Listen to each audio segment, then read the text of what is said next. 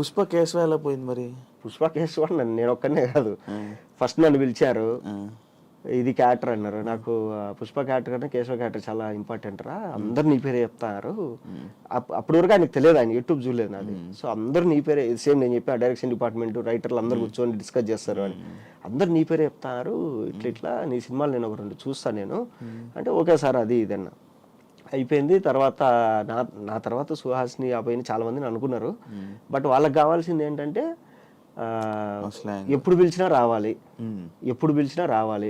నాకు ఫస్ట్ ఆయన చెప్పింది 3 సంవత్సరాలు ఏం చేయకూడదు అన్నాడు. ఓకే సార్, నాకు ఇష్టమైన డైరెక్టర్లో మీరు ఒకరు, సో అందులో అల్లు అర్జున్ అన్న ఫ్యాన్ నేను. సో నేను 3 సంవత్సరాలు ఏం ఒప్పుకోకుండా చేస్తా అన్న.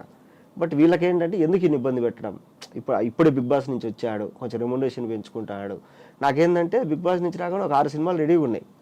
6 సినిమాలు అంటే ఆయన కనుక్కున్నాడు బయట ఏంది దీని పరిస్థితి అంటే, సార్ ఇప్పుడే బిగ్ బాస్ నుంచి వచ్చాడు, ఇన్నేళ్ళు కష్టపడ్డాడు, మంచి పేరు వచ్చింది, వాడికి బయట ఫుల్ డిమాండ్ ఉంది సినిమాలలో అంటే, ఈయన ఎందుకు 3 ఏళ్ళు లాక్ చేసుకోవడము, పర్లేదు అని చెప్పేసి పంపించేసాడు.